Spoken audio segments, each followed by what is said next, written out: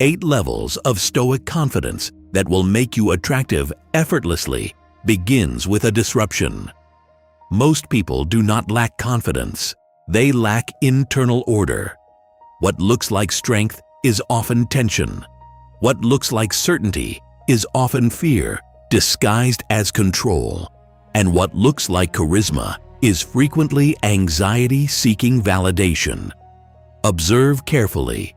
When someone reacts quickly, speaks excessively, tries too hard to impress, dominates every conversation, or constantly seeks approval, it can resemble confidence. But beneath that behavior, there is instability, a need to be seen correctly, a need to be admired, a need to secure reactions. That need is subtle, but it is visible. True confidence does not push. It does not chase. It does not negotiate its worth in every interaction. It remains steady when misunderstood. It stays composed when challenged. It does not collapse when ignored. And that steadiness is rare. Attractiveness is not created through techniques. It emerges when internal chaos quiets, when emotional reactions are governed, when interpretation becomes disciplined, when you stop trying to control what others think and start mastering how you think. This is where Stoicism enters. The dichotomy of control is not abstract philosophy. It is the architecture of confidence. You govern your judgment, your response, your conduct. You do not govern perception, outcome, or applause. When those territories are confused, insecurity grows. When they are separated, stability begins. What if confidence is not something you build outward, but something you remove inward? Remove reactivity. Remove approval dependency. Remove the obsession with outcomes. Remove the need to perform. What remains is presence, calm, authority. These 8 levels are not tactics. They are stages of internal refinement. Each one dismantles a layer of instability. Each one strengthens governance over emotion and interpretation. And as internal order increases, attractiveness appears without effort. Not because you try to be impressive, but because you are no longer trying at all. The confidence of non-reactivity. The first sign of real confidence is not how loudly someone speaks. It is how calmly they respond. Most people reveal their instability through reaction. A small criticism alters their tone. A disagreement changes their posture. A delay in response triggers insecurity. Their nervous system is visible. Reactivity is emotional exposure. When you react immediately, you signal that the external world controls your internal state. A comment disturbs you. A look unsettles you. An unexpected outcome shifts your mood. The environment pulls your strings, and people feel this. Not consciously, but intuitively. Stoic discipline begins by interrupting this pattern. Between stimulus and response, there is a gap. In that gap lies authority. If you can pause before reacting, you demonstrate control over yourself. And self-control is the foundation of confidence. Non-reactivity does not mean passivity. It means composure. You hear criticism without flinching. You face uncertainty without rushing to fix it. You absorb tension without escalating it. This calm signals something powerful. Your internal state is not easily destabilized, and stability creates psychological safety. People are drawn to those who are steady under pressure, not because they dominate the room, but because they do not need to dominate. Their presence feels grounded, predictable, measured. When you master non-reactivity, you stop performing confidence and start embodying it. Your silence gains weight. Your responses gain precision. Your movements slow slightly, not from hesitation, but from control. This is the first layer of internal order. Without it, everything else collapses. With it, you begin to separate yourself from impulse. But calm alone is not enough, because even a composed person can still lack firmness if they negotiate their limits. That is where the next level begins. The confidence of clear boundaries. Calm without boundaries becomes accommodation. And accommodation, when excessive, erodes respect. Many people remain composed, but they bend under pressure. They soften their standards to avoid discomfort. They tolerate what contradicts their values because they fear rejection. Confidence without boundaries is incomplete. Clear boundaries are not aggression. They are clarity about what you accept and what you do not. They are the visible expression of internal alignment.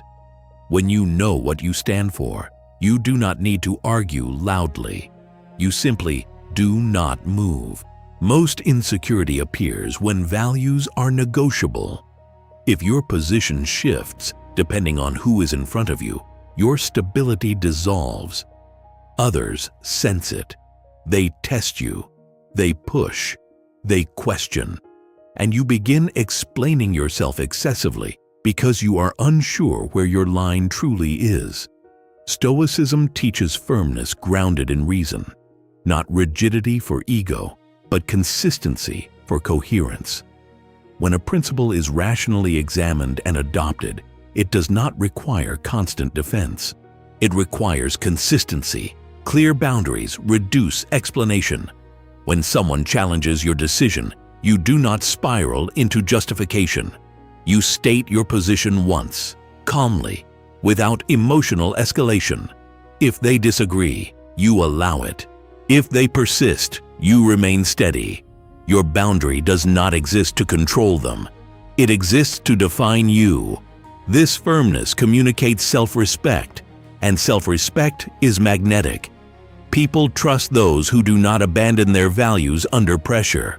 They feel stability in someone who does not reshape themselves for approval. Notice the difference between someone who says no with hesitation and someone who says no with composure. The words may be identical, but the energy is not. One seeks permission. The other expresses clarity. Boundaries create internal order. They protect your time, your energy, your focus. And when your limits are clear, you stop negotiating your identity in every interaction. But even with calm and boundaries, there is another instability that must be addressed. The instability of interpretation. Because you are not destabilized by events themselves. You are destabilized by the meaning you attach to them. The confidence of controlled interpretation. Most people believe they are shaken by what happens. In truth, they are shaken by what they believe it means. A delayed message becomes rejection. A short response becomes disinterest. A neutral expression becomes judgment. The mind fills gaps quickly, and those interpretations dictate emotional state. Confidence weakens when interpretation is automatic. If every ambiguous situation is translated into threat, insecurity grows. If silence is interpreted as disapproval, anxiety rises. If disagreement is interpreted as personal attack, composure disappears. The event is neutral. The meaning assigned to it is not. Stoic discipline begins at the level of perception. Before reacting, you examine the interpretation. Is this conclusion factual or assumed? Is this threat real or constructed? You pause long enough to prevent imagination from governing reality. Controlled interpretation stabilizes emotion. When you refuse to dramatize uncertainty, you maintain composure in ambiguous moments. When you separate fact from narrative, You protect your internal state. You stop feeding insecurity with imagined scenarios. This control does not deny feeling, it regulates it. You acknowledge the impulse to assume the worst, but you do not surrender to it. You evaluate calmly. You reframe rationally. You choose meaning deliberately. And this choice alters presence. Someone who does not overinterpret signals steadiness. They are not easily disturbed by small shifts in tone or circumstance. They do not rush to defend against threats that do not exist. Their confidence feels grounded because it is not dependent on constant reassurance. Interpretation is internal power. When you govern it, you govern your emotional landscape. And when your emotional landscape is ordered, your behavior becomes measured. Yet even controlled interpretation can be compromised if you remain attached to outcomes. Because when you need a specific reaction, your interpretations will bend toward insecurity. The confidence of outcome detachment. Neediness is rarely loud. It is subtle. It appears as excessive effort, as overthinking, as reading too much into reactions, as adjusting yourself to secure a desired result. When you depend on a specific outcome to feel stable, your confidence becomes fragile. Attachment creates tension. If you need approval, you monitor reactions constantly. If you need admiration, you adjust your behavior strategically. If you need acceptance, you soften your truth. And that tension is felt. Even when unspoken, it signals dependence. Stoic confidence dissolves this dependency by returning to the dichotomy of control. You govern your intention, your effort, your conduct. You do not govern the response. When you attempt to control response, anxiety increases. When you accept that reaction belongs to others, stability increases. Outcome detachment is not indifference. It is alignment. You still act with care. You still communicate clearly. But once you have acted with integrity, you release the result. If someone approves, you remain steady. If someone rejects, you remain steady. Your state does not oscillate with feedback. This detachment removes pressure from your presence. You no longer chase validation through tone, humor, or performance. You no longer fear silence after speaking. You no longer stretch conversations to secure reassurance. You allow outcomes to unfold without gripping them. And that relaxation is powerful. People are drawn to those who are not trying to extract something from the interaction. When you do not need the result, your energy becomes calm. Your posture becomes open. Your words become measured. Outcome detachment removes desperation. It removes subtle tension. It removes the invisible negotiation for approval. But detachment requires a deeper foundation. If you still depend on others to confirm your worth internally, detachment will feel unstable. That is why the next level strengthens the core, the confidence of self-sufficiency. If your sense of worth depends on constant feedback, your confidence will always fluctuate. Approval will lift you. Silence will unsettle you. Criticism will shrink you. You will move through the world scanning for signals that confirm your value. This is not strength. It is dependency. Self-sufficiency begins when validation becomes internal. When your evaluation of yourself is based on principle, effort, and integrity rather than applause. You examine your conduct honestly. If it aligns with your standards, you remain steady. If it does not, you correct yourself. You do not wait for others to define you. Stoic philosophy trains this internal axis. The wise person measures themselves by virtue, not by popularity. They ask whether their action was rational and consistent with their values, not whether it was admired. When self-validation strengthens, something subtle changes in your presence. You relax. You stop performing for reassurance. You stop amplifying your qualities to be noticed. You speak plainly because you do not need to impress. And that relaxation is attractive. It communicates independence. It shows that you are not extracting identity from the room. You are bringing identity into it. Self-sufficiency also reduces comparison. You are not measuring your worth against others constantly. You are not adjusting your personality to match what appears more desirable. Your confidence stabilizes because it is rooted in alignment, not competition. This does not mean isolation. It means sovereignty. You can appreciate recognition without depending on it. You can enjoy approval without craving it. You can hear criticism without collapsing. When validation is internal, your posture shifts from seeking to standing. But even with self-sufficiency, insecurity can reappear when reality resists your expectations, when events do not unfold as planned, when control slips away. That is where the next level demands maturity, the confidence of accepting fate. Confidence weakens when reality does not obey you. Plans fail, opportunities close, people leave, expectations collapse. And if your stability depends on circumstances aligning with your desires, insecurity returns immediately. Resistance creates internal conflict.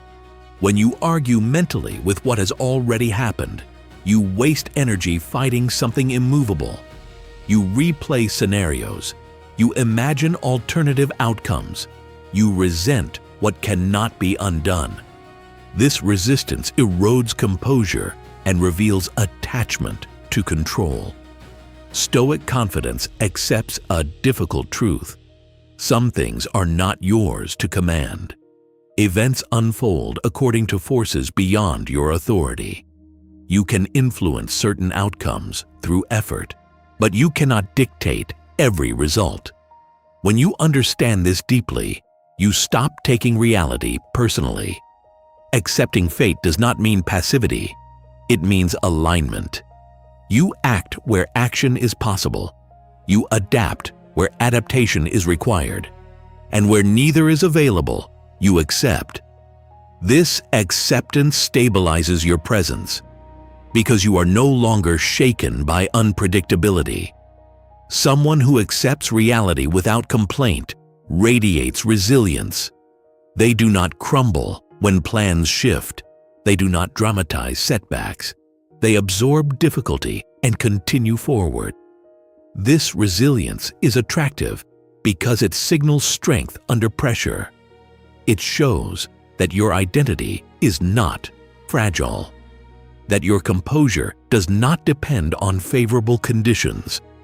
When you stop fighting what is outside your control, emotional noise decreases. You conserve energy. You redirect focus to what remains within your authority. Your mind becomes clearer. Your posture becomes steadier. Acceptance removes desperation. It removes the frantic attempt to force outcomes. It replaces tension with calm determination. Yet even resilience can be undermined by excessive speech, because confidence is not only expressed in how you endure, but in how you communicate. And this is where silence becomes powerful. The confidence of strategic silence. Many people speak to fill space. They explain to reduce tension. They elaborate to secure approval. Words become a shield against discomfort, but excessive speech often reveals instability. The more someone tries to prove themselves verbally, the more uncertain they appear. Confidence does not rush to justify. Strategic silence is not coldness. It is control. It is the discipline of speaking only when necessary and stopping when clarity has been delivered. When you resist the urge to over-explain, you demonstrate that your position does not require reinforcement. Silence creates weight. When someone speaks calmly and then stops, their words settle with authority. When someone continues unnecessarily, their message weakens. People sense the difference. One communicates assurance, the other communicates doubt. The Stoics valued measured speech. Words were to be chosen carefully, not scattered impulsively. Speaking less forces you to think more. It prevents emotional leakage. It protects your energy. Strategic silence also reduces vulnerability to misinterpretation. The more you talk, the more material there is to challenge. The more you explain, the more you reveal insecurity. Brevity protects composure. Notice how powerful it feels when you can tolerate a pause, when you can allow someone else to sit with what you said, when you do not scramble to fill silence with reassurance. That stillness signals confidence far more than constant talking ever could. This restraint is attractive because it implies emotional regulation. You are not anxious to be understood immediately. You are not desperate to be agreed with. You allow space. Silence also communicates mystery without manipulation. It suggests that your identity is not fully exposed for approval. You are grounded enough not to display everything at once. When you master strategic silence, your communication becomes intentional. Your presence becomes steady. Your words gain impact. But there is one final refinement. Even calm boundaries, interpretation control, detachment, self-sufficiency, acceptance, and silence can still be fragile if your identity shifts with perception. The confidence of voluntary discomfort. There is a dimension of confidence most people never develop because they avoid the very thing that builds it. Discomfort. Not extreme suffering, not reckless risk, but voluntary exposure to small, controlled discomforts that strengthen the mind. Most insecurity is born from avoidance. You avoid awkward silence, so you overtalk. You avoid rejection, so you dilute your truth. You avoid tension, so you over-explain. You avoid uncertainty, so you cling to outcomes. Each avoidance trains fragility. Each escape reinforces fear. Voluntary discomfort reverses this pattern. The Stoics practiced this deliberately. They exposed themselves to cold, simplicity, inconvenience, even imagined adversity, not to punish themselves, but to reduce fear. When you face discomfort willingly, you prove to yourself that it does not destroy you. And that proof strengthens internal authority. Confidence grows when fear loses intensity. If you can tolerate silence without rushing to fill it, your speech becomes powerful. If you can endure misunderstanding without collapsing, your identity becomes stable. If you can accept rejection without self-doubt consuming you, your presence becomes grounded. Voluntary discomfort builds psychological immunity. Consider how often you avoid situations that might test your composure. You hesitate to speak honestly because someone might disagree. You avoid expressing boundaries because someone might resist. You soften yourself because firmness might create friction. Each avoidance reinforces the idea that discomfort equals danger. But discomfort is rarely danger. It is growth in motion. When you deliberately allow yourself to feel tension without escaping it, something shifts internally. Your nervous system adapts. Your threshold expands. What once felt threatening becomes manageable. This discipline is subtle but transformative. Instead of trying to eliminate all awkward moments, you step into them calmly. Instead of rushing to control reactions, you observe them. Instead of seeking immediate reassurance, you wait. Waiting builds strength. You discover that silence does not kill connection, that disagreement does not destroy identity, that rejection does not erase worth. These realizations reduce fear at its root. And when fear decreases, your behavior changes automatically. You stop performing. You stop overcompensating. You stop adjusting excessively. You move through interactions with steadiness because you are no longer trying to escape discomfort at every turn. Voluntary discomfort also strengthens resilience in unpredictable environments. When plans change unexpectedly, you adapt. When outcomes shift, you adjust. When challenges arise, you endure without dramatizing. This resilience is deeply attractive because it communicates inner strength without force. It signals that your stability is not fragile, that your composure is trained, not accidental. Confidence is not built by avoiding what unsettles you. It is built by facing it deliberately and discovering that you remain intact. And here is the deeper truth. The more you practice discomfort voluntarily, the less you fear it involuntarily. When rejection happens, you are prepared. When silence stretches, you are composed. When criticism arises, you are grounded. Your mind learns that survival does not depend on immediate relief. This removes desperation from your presence. You no longer rush to secure comfort through explanation, humor, or approval. You can stand still in uncertainty. That stillness is rare, and rarity draws attention.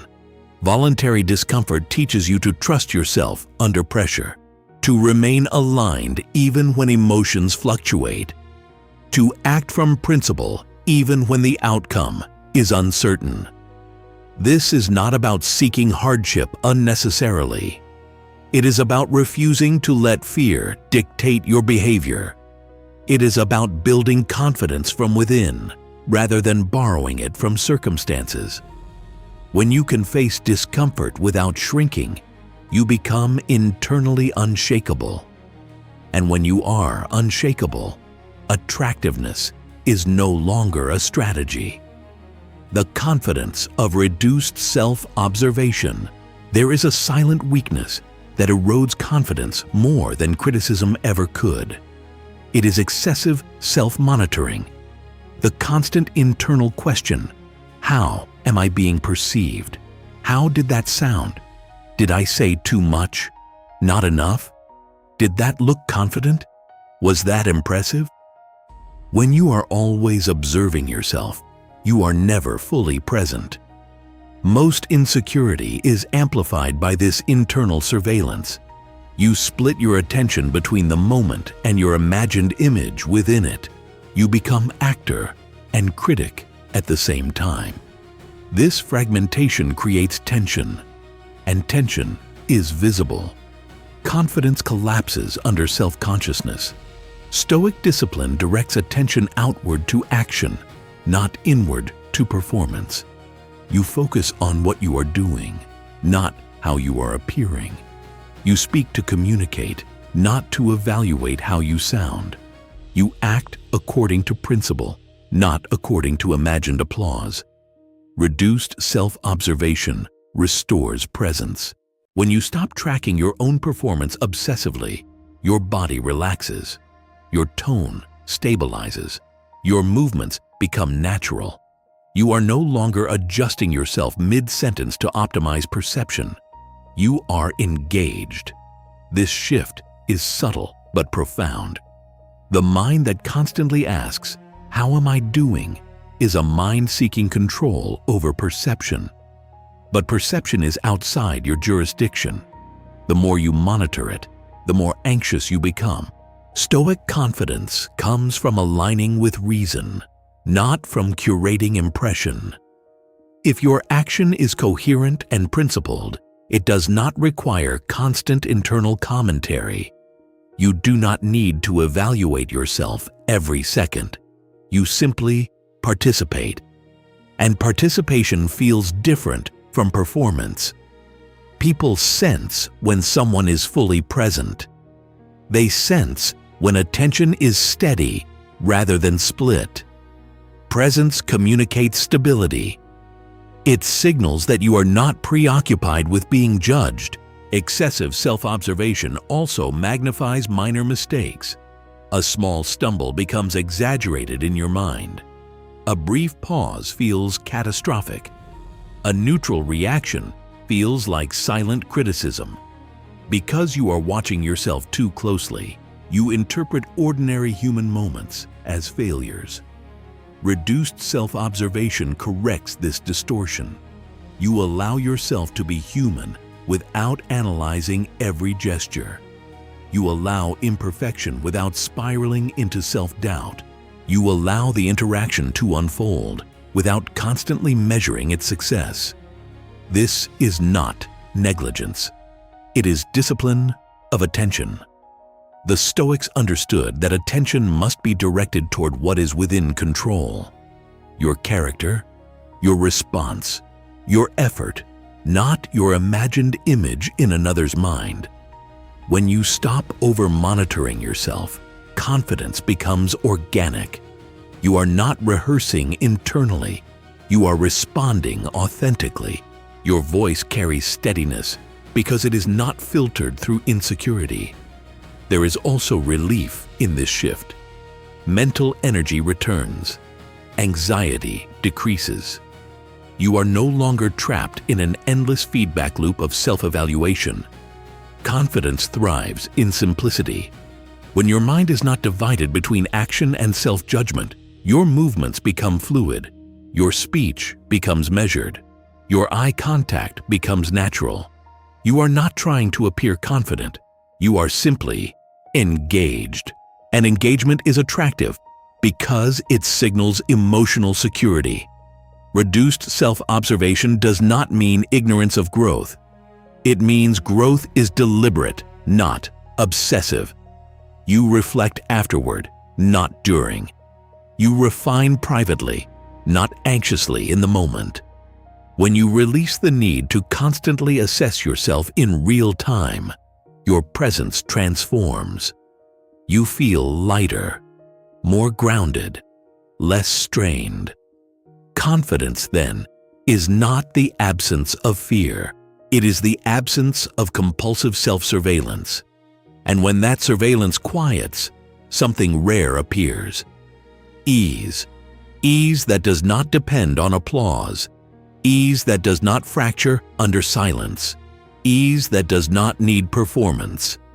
The confidence of emotional economy.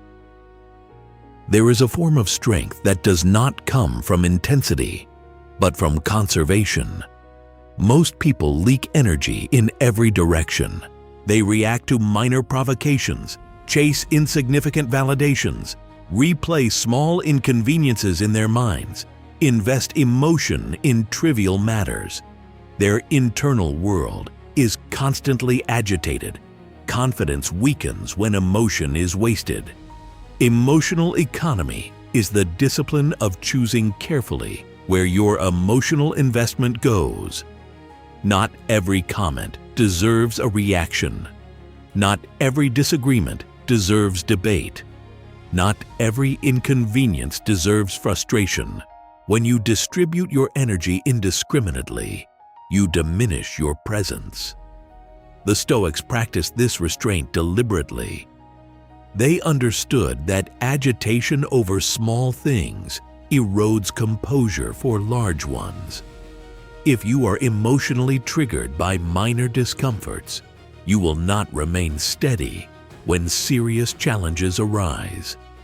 Emotional economy strengthens hierarchy within your mind. You begin to categorize what truly matters. Is this situation worth emotional intensity? Does this comment threaten my character or merely my preference? Is this outcome within my control or outside it? These questions reduce unnecessary turbulence. When you stop investing emotion in trivial matters, your reactions become rare and measured, and rarity increases weight. If you rarely show frustration, your calm becomes noticeable. If you rarely show irritation, your steadiness becomes consistent. This restraint signals maturity.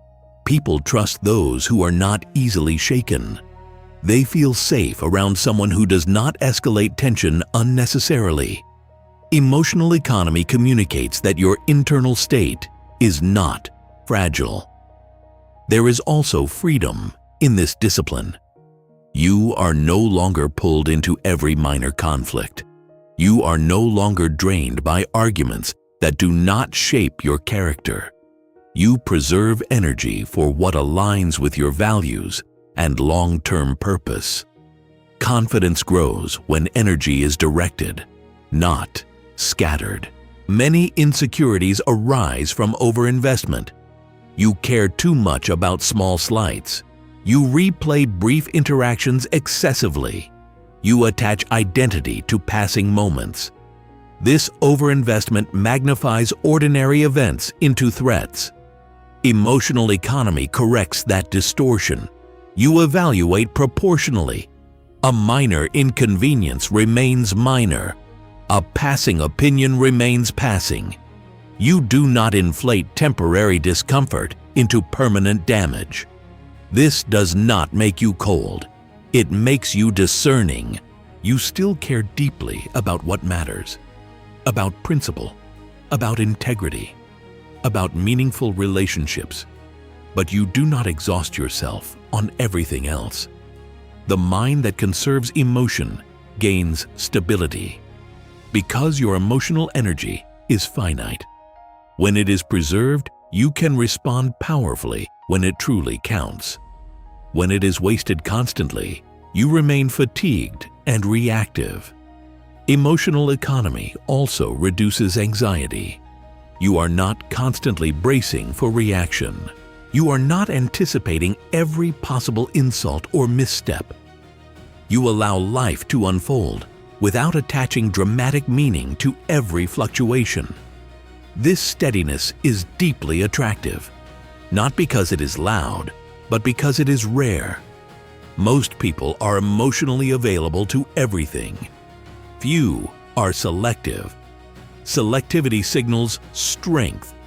It shows that you decide what deserves your internal space. When you master emotional economy, your presence becomes composed and intentional. Your responses become thoughtful rather than impulsive. Your silence becomes grounded rather than tense. Confidence is not about feeling intensely at all times. It is about choosing when intensity is justified. And when your emotional investment is disciplined, your stability becomes visible. That visibility is subtle. It does not demand attention. It commands respect quietly. Because the person who controls where their emotion goes controls their internal world. And control of the internal world is the essence of Stoic confidence. The confidence of self-directed standards. There is a final refinement that separates surface confidence from deep, Stoic confidence. It is the shift from socially directed standards to self-directed standards. Most people measure themselves against the room. They adjust their tone to match expectations. They compare achievements, appearance, influence. Their confidence rises and falls according to the social environment. This makes stability impossible. If your standard is external, your confidence will fluctuate with context. In one setting, you feel superior. In another, you feel inadequate. In one group, you dominate. In another, you shrink. Your identity becomes relative rather than rooted. Self-directed standards eliminate this volatility. Stoic discipline requires you to define what excellence means independently of comparison. Not excellence in status or applause, but excellence in character. Did I act rationally? Did I uphold my values? Did I respond with composure? These become the measures. When your standards are internal, comparison loses power. You no longer evaluate yourself based on who is wealthier, louder, more charismatic, or more admired. You evaluate based on alignment with your chosen principles. And because those principles remain stable across contexts, your confidence remains stable as well. This creates psychological independence. You can enter any environment without adjusting your worth. You do not inflate yourself around those you perceive as weaker. You do not diminish yourself around those you perceive as stronger. Your self-assessment remains consistent. This consistency is powerful. People sense when someone is not competing for hierarchy in every interaction. They sense when someone is not measuring themselves against others constantly. That absence of comparison communicates quiet authority. Self-directed standards also reduce envy and insecurity. You are not chasing someone else's metrics. You are refining your own conduct. Growth becomes internal rather than performative. The Stoics emphasize this repeatedly. Virtue is the only true good. Not wealth, not recognition, not status. When virtue becomes the axis, external measures lose their dominance. Ask yourself honestly, if no one witnessed your effort, would you still consider it valuable? If no one applauded your restraint, would you still practice it? If the answer is yes, your standards are becoming sovereign. Sovereign standards protect confidence from fluctuation, because when external praise fades, you remain steady. When criticism arises, you examine it calmly rather than absorbing it emotionally. Your evaluation does not depend on volume. There is also a quiet freedom in this shift. You no longer need to win every conversation. You no longer need to outperform in every room. You do not calculate your value through comparison. You refine your character privately and consistently. This internal measurement system strengthens resilience. If you fail, you assess the failure through your principles. What can be improved? What can be learned? You do not collapse into self-doubt because someone else appears ahead. If you succeed, you remain grounded. Success does not inflate identity because your standards remain internal. Self-directed standards remove performance anxiety. They remove the need to impress. They remove the fear of falling behind. And what remains is steadiness. Steadiness that does not fluctuate with context. Steadiness that does not depend on hierarchy. Steadiness that does not negotiate worth. When your confidence is measured internally, it becomes difficult to destabilize externally. This is not arrogance. It is coherence. You become someone who moves through environments without shrinking or dominating. Someone who speaks without posturing. Someone who listens without insecurity. Someone who acts without constant comparison. And that posture is unmistakable. Because the person who sets their own standards is not competing for validation. They are refining themselves. And refinement rooted in principle is the deepest level of Stoic confidence. The confidence of sovereign identity. At the highest level, confidence is no longer about behavior. It is about identity. Not the identity you project, but the one you govern internally. If who you are changes depending on who is watching, your stability will always depend on perception, and perception is unstable. Sovereign identity is principle-based. You define yourself by values you have examined, not by reactions you receive.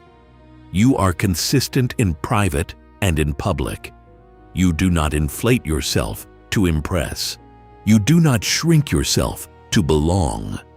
Your conduct reflects internal alignment rather than social pressure. This level removes image management. When identity is sovereign, you stop curating personality for approval. You stop adjusting your tone to match expectations. You stop overthinking how you are seen. Instead, you ask a different question. Did I act according to my principles? If the answer is yes, you remain steady. The Stoics grounded identity in virtue, not reputation. Reputation belongs to others. Character belongs to you. When character becomes your axis, perception loses power. Praise does not inflate you. Criticism does not dismantle you.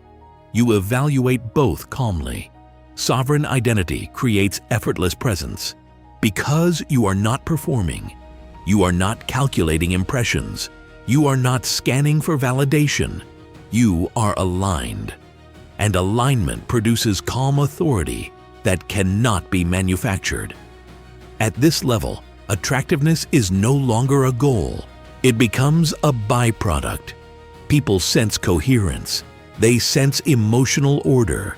They sense that your stability is not fragile, that you do not depend on their reaction to remain composed. This is the culmination of the 8 levels. Non-reactivity built composure. Boundaries built firmness. Interpretation built clarity. Detachment built independence. Self-sufficiency built internal validation. Acceptance built resilience. Silence built restraint. And sovereign identity integrates them all. Effortless attractiveness as a byproduct. Confidence was never about appearing impressive.